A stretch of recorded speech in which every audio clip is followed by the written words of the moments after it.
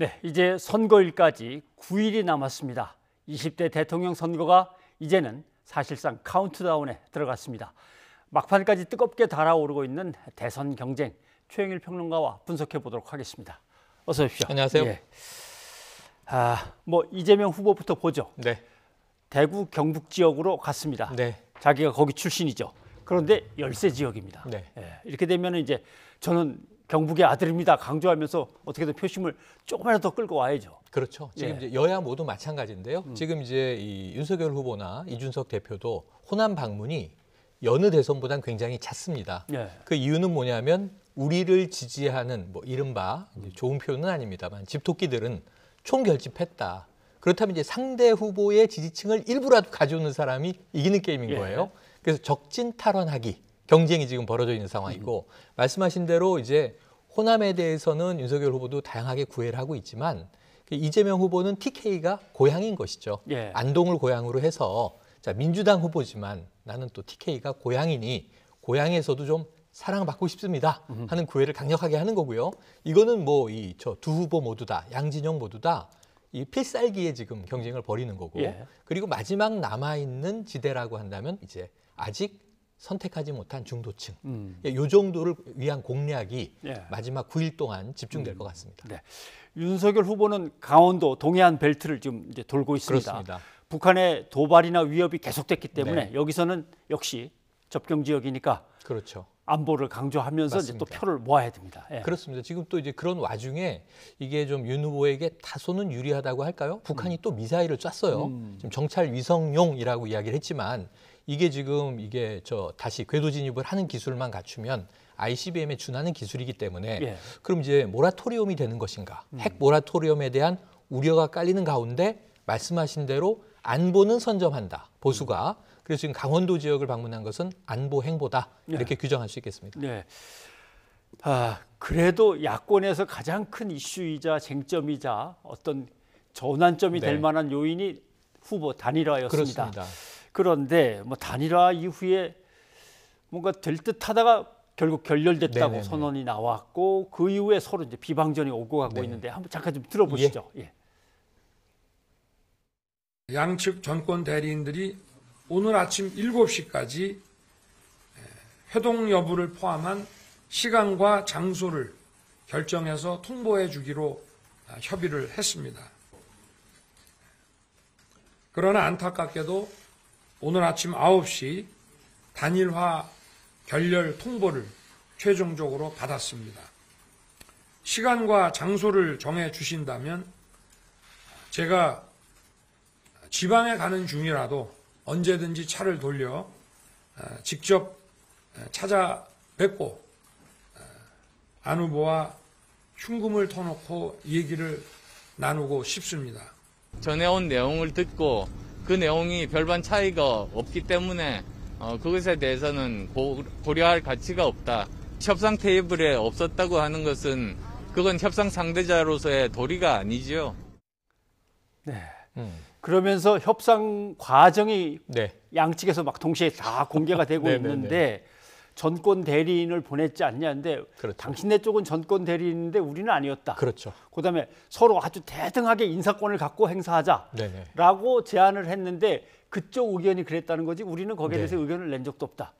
계속 부딪히고 있네요. 그러니까 지금 이게 아까 윤석열 후보 마지막 이야기 말면 여지를 남겼어요. 흉금 털어놓고 이제 허심탄회하게 이야기하자. 안 후보가 연락만 오면 나는 차를 돌려서 어디든 찾아가겠다. 그런데 문제는 이 좋은 이야기를 진즉했어야 되는 거죠. 왜냐하면 이제 안철수 후보의 시간은 2월 13일 일요일에 단일화합시다. 제안. 일주일 후 2월 20일 일요일에 단일화 결렬. 열렸다 닫혔습니다. 일주일 사이에. 그런데 그 전에 단일화 선언 전에 이준석 대표와 이태규 의원이 만나서 뭔가 물밑 협상을 했던 걸 이준석 대표가 다 공개했잖아요. 폭로전으로. 그러니까 그 전에 한번 접촉이 있었던 건 확인이 됐고 단일화 결렬 이후에 두 번 토론을 받습니다. 우리가. 21일 월요일, 25일 금요일. 토론에서도 단일화 얘기가 나왔는데 안 후보는 결렬 얘기했어요. 그런데 그 다음에 와서야 국민의힘이 이제 움직인 정황이죠. 그런데 여기는 이태규 의원과 장제원 의원이 나섰고 한쪽은 정권 대리인이고 한쪽은 이제 실무자로 메신저입니다. 이야기를 듣고 전원한 건데 안철수 후보의 입장은 좀 일관적이에요. 뭐냐면 여론조사 방식이 테이블에 올라 있지 않는데 우리는 협상 조건, 방식에 대한 이야기가 없으니까 달라진 게 없지 않느냐. 그러니까 거부, 결렬이다. 그런데 이제 이 국민의힘은 완전히 또 책임 공방을 상대 쪽으로 넘기는 거예요. 예. 합의문까지 다 썼는데 일요일 오전 9시에 결렬 통보가 와서 그날 긴급하게 이제 윤석열 후보가 오후 1시에 긴급 기자회견에서 단일화 되나 했는데 결렬이라고 이야기를 하면서 막후 과정을 다 공개해버린 거죠. 근데 여기는 심지어 이제 장제원 의원 이름이 나와서 다 이제 민주당도 그렇죠. 놀랬고 예. 또 하나는 이 문서가 공개됐는데 문서에 들어있는 제목 때문에 또 한 번 놀라고. 예, 뭐 안 되면 다 까놓기로 까기로 하자. 정리되고 안 되면 깐다 이런 제목인데 이게 지금 이제 국민의힘 해명은 2017년에 쓰던 파일에 제목이 그대로 들어간 거다인데 이것도 지금 뭐 신뢰성에 대해서는 국민들이 판단을 하겠죠. 그래서 사실은 이게 아니한만 못한 그런 단일화 과정이 돼버렸어요. 될 일도 더 안 될 상황이 돼버렸는데 이게 사랑과 연애하고 지금 단일화가 좀 유사한 면이 있는데 타이밍의 예술입니다. 근데 타이밍을 너무 못 맞췄던 것 같습니다. 그러니까 단일화를 시도했으나 양측의 의견이 좁혀지진 못했습니다. 그리고 오히려 감정의 골은 더 깊어졌다. 그럴 때 그냥 서로 선의의 경쟁을 하겠습니다. 이렇게 하고 딱 끝났으면 좋은데. 공개를 하다 보니까 책임을 넘기려고 공개하다 보니까 지금 이태규 의원의 말은 좀 섬뜩하기까지 해요. 선의로 내민 손을 잡았다가 팔이 잘렸다. 이런 얘기를 했거든요. 그러니까 이건 서로 얼마나 그 감정의 골이 쌓였는지를 확인할 수 있습니다. 그런데 이제 말씀하신 중에 사실은 이준석 대표와 윤 후보 사이의 갈등이 있을 때 윤 후보 측의 핵심 관계자, 윤핵관 이렇게 하면서 장제원 의원이 지목됐는데 그렇죠. 그때 뭐라고 설명을 했냐면 아니 선대본부에서 보직도 아무것도 직책을 안 맡고 있는데 그리고 나서지도 않고 사라지고 없는 사람을 갖고 왜 그러냐라고 했는데 여기서 그렇죠. 중재 또는 뭐 전권 대리인 노릇을 하고 있었군요. 맞습니다. 전권 대리인 장제원 의원 어찌 보면은 이 야권 단일화, 이 대선 승리를 위한 마지막 공식이다. 마지막 카드다. 이렇게 이야기했던 것을 그러니까 윤 후보 전권이라는 게 윤 후보의 의사결정 권한을 오롯이 받아서 윤 후보의 분신으로 가장 중요한 국민의 당과의 안철수 후보와의 단일화를 교섭하고 결정짓는 거예요. 전권을 부여받았어요. 마패를 들고 가는 겁니다. 암행어사처럼. 그런데 그 이름이 이제 장제원 의원이었다. 어찌 보면 이 선대본도 아니고 선대위 시절에 비서실장으로 낙점됐다는 이야기가 돌다가 여러 가지 이제 문제가 있고 또 아들 문제로 무리도 있었고 본인은 이제 여기서 후보에게 부담 주지 않기 위해서 빠지겠다. 어떤 보직도 맡지 않는다. 선대본에는 더 축소됐으니까 아예 이름이 들어가 있지도 않았어요. 그런데 전권 대리인으로 갑자기 툭 등장을 하니까 사실 그 이준석 대표가 얼마 전에 안철수 후보의 단일화 제안 일주일 전에 막후전을 폭로했던 그 상황 때 이게 왜 안철수 후보하고 이렇게까지 이준석 대표가 나를 세워서 싸우나 했는데 사실 그 상대는 안철수 후보가 아니라 아직도 윤핵관이라는 얘기가 있었거든요. 그 얘기를 여기서도 드린 바가 있는데 그러니까 결국은 윤핵관은 건재하고 있었구나 하는 것이 확인돼 버려서 지금 민주당의 윤호중 원내대표 같은 경우가 이게 물러난 듯 하더니 핵심에 있지 않았느냐. 가려져 있었을 뿐 이 국민을 향한 거짓말이 아니고 뭐냐 하는 또 성토가 이루어지고 있는 빌미가 제공이 됐습니다. 자, 사실은 어떻게 보면 민주당은 이제 어떻게 보면 일종의 기회가 온 셈이기도 합니다. 그래서 나름대로 소수 정당들, 제3지대 정당들이 좀 혹할 만한 그렇죠. 비례대표제를 내놓기도 하고 연동형 권역별 그다음에 국회에서 아예 총리를 갖다가 뽑는 국회가 총리를 추천하는 추천제까지. 그래서 지난 그 25일 정치 분야 토론 때 이미 그 이재명 후보는 제안을 했고 당에서도 송영길 대표가 그날 아침에 꺼낸 이야기인데 그걸 이제 심상정 후보나 안철수 후보는 예전에 다 있던 얘기인데 그거 비례 정당 만들고 걷어차지 않았느냐. 갑자기 이제 와서. 실행이 중요하다. 그랬더니 진정성을 보이면서 선거가 지나도 이것은 다수당의 선택을 국민들에게 줘야 할 문제이니까 이거는 대선과 관계없이 할 것이다. 그래서 근일 내에 하루 이틀 사이에라도 의총해서 당론으로 결의하겠다. 그리고 그걸 주말 사이에 실천해 보인 거죠. 일요일 밤에 의총 결의가 나왔습니다. 의원총회가 추인한 거군요. 그러니까 아마 이게 3월 2일 마지막 사회 분야 토론에서라도 이 이슈가 다시 거론된다면 이재명 후보는 봐라. 좀 진정성을 믿어달라. 이렇게 이야기할 수 있는 기반을 당이 제공했다. 이렇게 이제 볼 수 있겠습니다. 물론 조금은 더 구체적인 것들을 갖다 내놨으면 네. 다른 당들이 조금 움직일 텐데 일반론이죠. 의원총회에서 그냥 추인하는 정도로 끝나서 맞습니다. 어떨지는 모르겠습니다. 그런가 하면 가장 지금 핵심 이슈로 떠오르고 있는 게 안보와 관련돼서 양쪽 후보들이 내놓은 발언들인데 네, 윤 후보 발언은 역시 일본 자위대가 정말 필요하고 하다면야 한반도에 잠깐 주둔할 수도 있겠지라는 뉘앙스의 발언인데 그렇죠. 한번 들어보시죠. 네. 한미일 군사동맹도 검토하시는 거예요, 그러면? 가정적인 상황이니까 지금은 그런 얘기할 때는 아니라고 생각합니다. 한미일 군사동맹을 하면은 유사시에 절대 안 하실 겁니까? 그렇죠. 유사시에 한반도에 네. 그러니까 일본이 개입하도록 허용하는 건데 그거 그죠? 하시겠습니까? 저게 한미일 동맹이 있다고 해서 유사시에 들어올 수도 있는 거지만 꼭 그걸 전제로 하는 동맹. 6개월 초보 정치인이 대통령이 돼서 나토가 가입을 해주지 않으려고 하는데 가입을 공언하고 러시아를 자극하는 바람에 결국은 충돌했죠. 물론 러시아가 주권과 영토를 침범한 행위는 비난받아 마땅하고 강력하게 규탄해야 됩니다. 예, 결국 한미 동맹이 따로 있고 네. 미일 동맹이 따로 있는데 그렇죠. 이걸 한미일로 묶어버리면 네. 한반도의 동맹군이라면서 일본 자위대가 올 수도 있으니까 이건 보수든 진보든 간에 상당히 좀 건드리기가 애매한 부분입니다. 꺼려왔던 부분인데. 그동안 언급조차 안 했던 거죠. 네. 일본의 자위대가 어떤 상황이라 하더라도 한반도에 진주한다. 진입한다. 예. 이건 좀 이제 난감한 문제예요. 사실 지금 일본하고는 우리는 독도 영유권 문제로 그렇죠. 영토 분쟁도 있는 상황이고 역사 왜곡 문제도 있는 상황이고 그러니까 이게 사실 문재인 정부는 투트랙으로 과거사는 따로 풀고 현재와 미래는 따로 풀자. 이 과거에 DJ가 썼던 똑같은 전략인데 일본 아베 신조 정부 이후에 지금 이제 기시다 내각까지도 이 우리나라에 대해서 굉장히 쌀쌀한 태도를 취하고 있죠. 그러니까 우리가 전향적으로 되기가 어려운 상황입니다. 심지어는 전략 물자에 대한 수출 규제가 갑자기 당했고 그렇죠. 1년 만에 우리는 이걸 극복해냈고요. 이런 상황인데 지금 우리 국민 입장에서는 정치인이든 누구든 일본 편을 들기가 어렵습니다. 예. 일본 정부의 이제 태도를 본다면 그런데 여기서 유사시라는 전제하에 물론 이제 전제로 하진 않는다라고 얘기를 했어요. 예. 유사시에 들어올 수도 있겠지만 이 정도 발언이에요. 근데 이제 이 발언의 파장은 적지가 않은 상황이고요. 사실은 이 문제에 대해서 이제 민주당이 계속 질문을 하기 시작했습니다. 자, 자위대가 그럼 한반도에 진주할 수 있는 것이냐.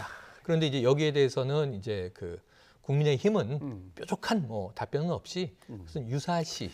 자, 그럼에도 불구하고 한미일 공조의 삼각 공조에 대해서는 민주당과는 상당히 좀 다르게 전향적인 느낌을 주고 있는 건 또 사실입니다. 네. 사실은 일본 해상자위대가 독도 근처에만 와도 난리가 나는데 그렇죠. 더군다나 또 3.1절은 다가오고 있는데 내일이죠. 예, 거기에서 발언은 그냥 심상정 후보가 계속 제쳐 물을 때 그냥 딱 잘라버릴 걸 네, 어떻게든 네. 설명을 좀 해보려고 하다가 맞습니다. 그런 것 같습니다. 근데 이제 거기에 더해서 지금 MD 문제까지도 역대 어느 정부도 보수 정부나 진보 정부도 미국의 MD에 우리가 편입되는 것은 이야기 거론한 바가 없는데 MD 편입도 해야죠 이렇게 되는 바람에 사실은 상당히 좀 역대 정부와는 다른 또 이제 전향적 입장이 드러났다 이렇게 볼 수도 있겠습니다.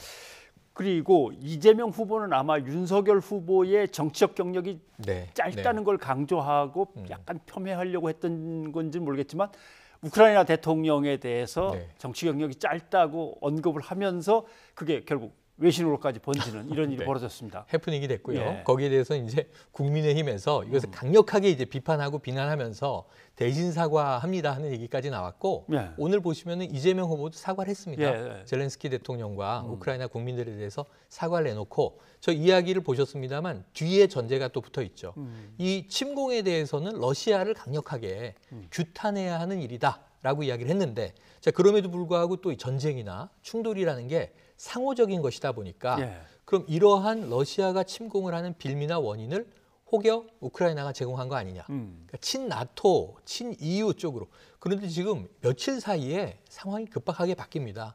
저 토론이 있었던 밤만 해도 이 우크라이나의 고위층은 다 해외로 도피한 거 아니냐. 오히려 해외에 있던 국민들은 나라를 지키려고 귀국을 하는데 이런 이제 흔히 나오는 이게 저 탈레반이 저 아프가니스탄 장악할 때도 비슷한 뉴스가 있었거든요. 카불이 그냥 불시에 함락되지 않았습니까? 미군 철수하고 나서. 그래서 이제 그런 상황에서는 젤렌스키 정부가 상당히 무능하다라고 평가되던 초기에 하루 이틀 사흘 지나면서 지금 닷새가 됐는데 우크라이나 군이 예. 러시아군을 막아내고 있는 거죠. 예. 그러다 보니까 전 세계의 응원이 모두 다 우크라이나로 또 젤렌스키 대통령에게로 쏠리면서 예. 지금 이제 유럽에서는 무기도 지원하고 러시아에 대한 이제 경제적 제재는 강화되고 또 심지어는 러시아 내에서까지 반전 시위가 일어나면서 오늘 이제 푸틴 대통령과 젤렌스키 대통령의 회담 예. 어떻게 될지 모르겠습니다만 지금 상당히 푸틴 대통령이 침공을 했다가 역풍을 맞고 있고 그렇죠. 우크라이나는 어려움에 처해 있지만 국제적 지지를 받고 있는 상황이라 젤렌스키 대통령에 대한 응원을 생각을 하면 하루 이틀 사이에 이재명 후보가 이야기한 것이 조금은 이제 민망하게 된 상황이죠. 그래서 이제 그걸 비유로 들려고 했던 것인데 윤석열 후보를 공격하기 위해서 그러니까 6개월 초보 뭐 대통령 혹은 이제 신인 정치인이 어떻게 이 안보상의 관리, 전쟁 위기를 관리할 수 있단 말이냐. 위기 관리 능력은 그래도 관록이 있는 내가 낫다라는 걸 어필하려다가 그렇죠. 조금은 감점이 되지 않았나 생각이 듭니다. 알겠습니다. 그나저나 오늘부터 투표용지는 인쇄에 들어갔습니다. 네, 그렇습니다. 거기에 이제 이 후보는 사퇴한 후보의 이제 표시를 할래도 할 수도 없습니다. 네. 예, 이렇게 되고 그러면 이제 후보들의 전략은 어떻게 벌어지겠습니까? 사실은 이제 단일화는 결렬이다 이렇게 보는 것이 사실인 것 같은데 다만 오늘 제가 좀 깜짝 놀랄 얘기를 들은 것은요. 이 김경진 국민의힘 특보 단장이죠. 예. 사견임을 전제로 어떤 얘기를 했냐면 어제 그 야권 단일화가 결렬되는 순간 사실상 안철수 후보는 이재명 후보와 단일화를 한 셈이다. 이렇게 얘기를 했어요. 왜냐하면 민주당이 바라는 건 사자구도로 완주하는 것이기 때문에 네. 이 상태로 만약에 민주당이 승리한다면 안철수 후보는 공동정부 얘기 나오지 않습니까? 뭔가 내각에 참여하거나 아니면 뭐 자리를 받거나 그럴 가능성이 농후하다라고 하는 역비판을 하는데 예. 정말로 그러한 이제 분위기로 지금 흘러간다면 사실 민주당은 유리하게 된 거죠. 야권 단일화 결렬은. 근데 그걸 애써 투표 마지막 날까지 감춰야 하는데 그렇죠. 지금 이게 국민의힘이 이중 플레이를 하는 게 큰 문제예요. 하나는 여지는 있습니다. 아직도 열려 있습니다. 후보 간 만나서 뭔가 할 수 있습니다라고 얘기를 하는데 결렬의 책임은 다 저쪽에 있습니다.